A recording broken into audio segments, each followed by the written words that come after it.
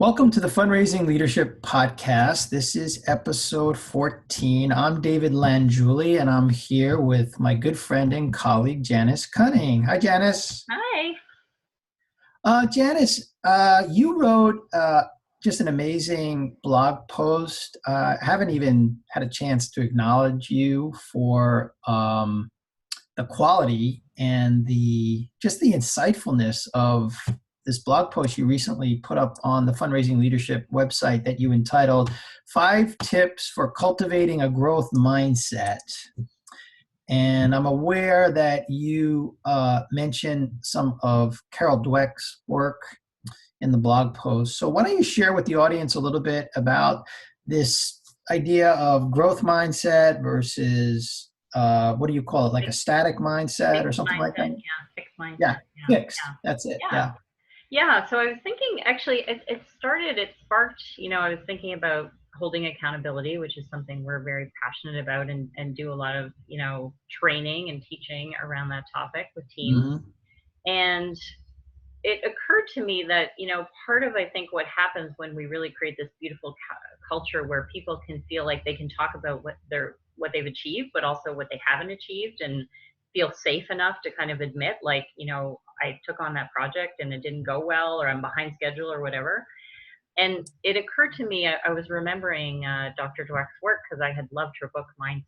And the idea is really that when we hold this fixed mindset, we think like, I'm just not capable of that. Like, I have a certain amount of talent and intelligence, and I am good at certain things and I'm not good at certain things.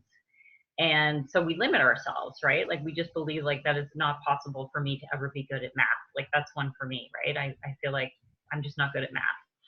And whereas if we have a growth mindset, we have this idea that, like, yeah, of course, like, people have natural talents and abilities, but if we cultivate them and work on them, we can really increase them.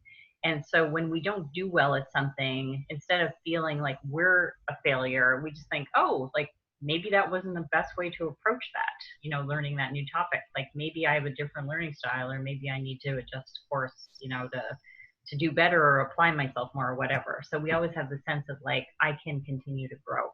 Yeah.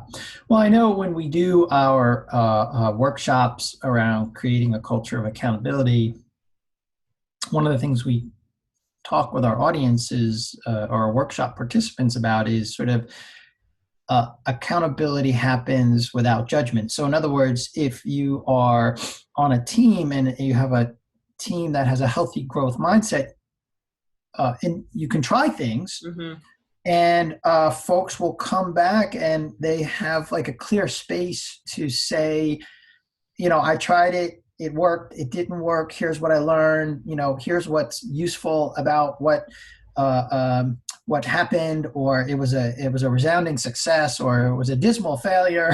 I mean, so with that kind of culture of accountability without harsh judgment, or we call it the shamer blamer culture, right? Yeah. If people are going to be shamed and blamed when they make mistakes or errors, when they try something new, they're going to be in a complete fixed mindset. They're never going to try anything.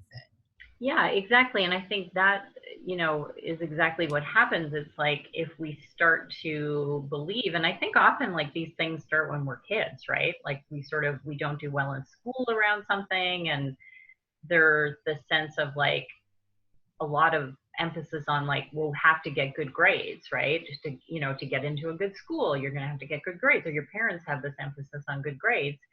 And so then sometimes what happens is we start to make choices in life, and this continues at work, where it's like, well, I don't really want to take on that project because I don't actually know if I'm going to do well. And instead of just thinking like, I failed at that project, you start to think like, I am a failure. Like, that's what the fixed mindset really does, right? It makes you feel like, well, I'm a complete failure, or I'm not capable of that, or, I'm not good at that. And then you just start to put yourself in this box and limit what you're willing to do.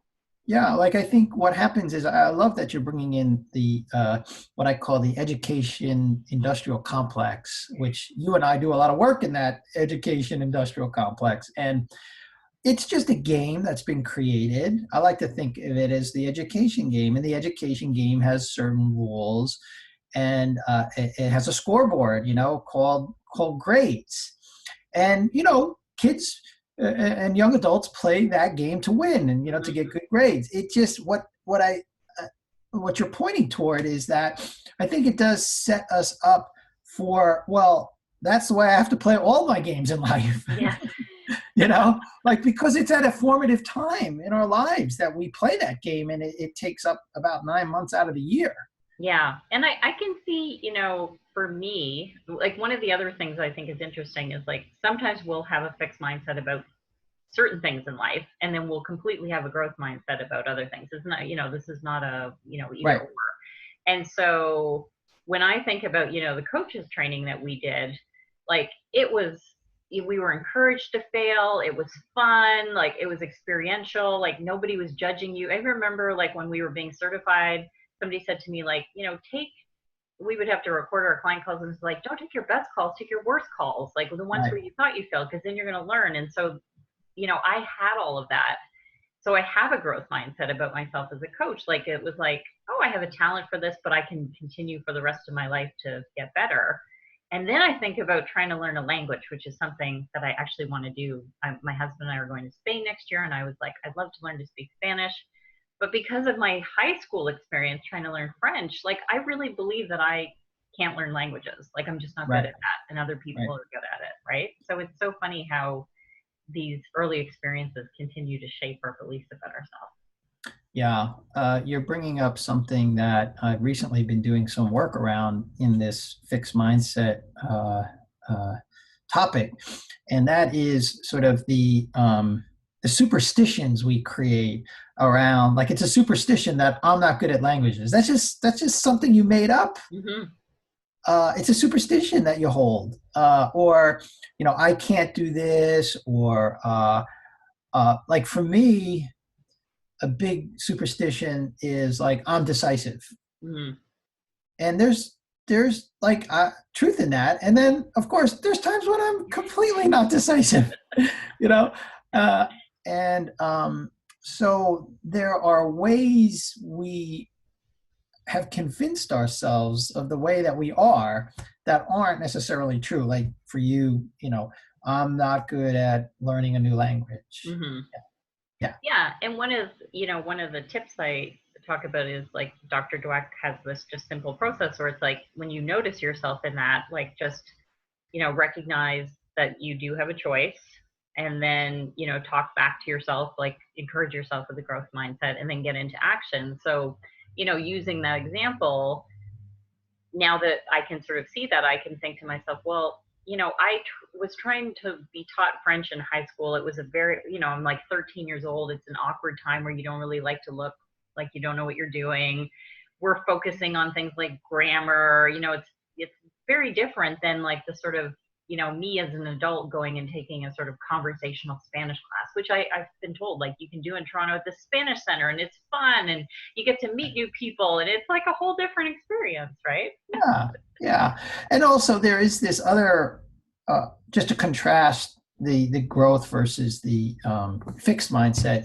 Another story. And if you start hearing yourself, this is for the audience, right? If you start hearing yourself saying like that's just the way it is, like, or that's the way I am, that tends to be a fixed way of looking at things.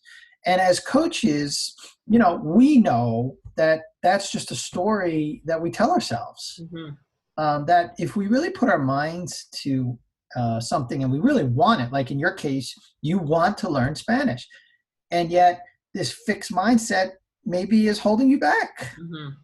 Yeah. And now you have but now you've noticed it, like, and then now you have a whole new way of looking at learning Spanish, which is more fun and playful, which I know is the way you like to be. Exactly. Yeah. It's like I'm not going to be sitting at a desk, like, conjugating verbs or whatever, whatever it Right. is that you try to do, when you're learning a language. So, Yeah. And here's the other thing, like for you, I know that you are very effusive and you like to be in conversation with people. So, a Spanish program that would, encourage you to just be in conversation in Spanish would be like the perfect program for you. exactly. Yeah. Yeah. Yeah. So I think it's, especially for, those in our audience who are listening, who are leaders. I mean, there's also this opportunity to cultivate your own, like try and figure out for yourself, like that, that's one of the tips is we have a great link to this free assessment that you can do on Carol Dweck's website. And then start to notice it in your team, right? Like start to notice these places where individuals and then collectively as a team, you're limiting yourself. Yeah, look, we do a lot of work with leaders in the nonprofit world, and that's what our community is. And a lot of times we hear, "Well, my organization doesn't do that, like support professional development." That's just a fixed mindset. Like if you want to grow as a leader, you will find a way. All right, and I know that's been true. That's since I started on my own personal development path and leadership path, I've always found a way to pay for something that I've wanted to do. Yeah, yeah. Yeah. So let's give So everybody something to try. yeah. So first of all, we encourage you. I encourage you to read Janice's excellent blog post where she shares a number of tips and pointers that you can actually, especially if you're creating a culture of accountability. She's got some great tips in that blog post. So just go to the fundraisingleadership.org website and check out Janice's post. And the thing you can try is to just based on Carol Dweck's recommendation, just start to notice your internal dialogue. And when start saying that's the way it is, or this is the way I am, and see if you could just shift that a little bit. See if that's really true. Mm-hmm. Yeah, that's Yeah. great. I think sometimes it seems simple to notice something, but as soon as we start noticing something, our behavior naturally changes. So that's really powerful. So Yeah. we'll invite you to go put this into practice.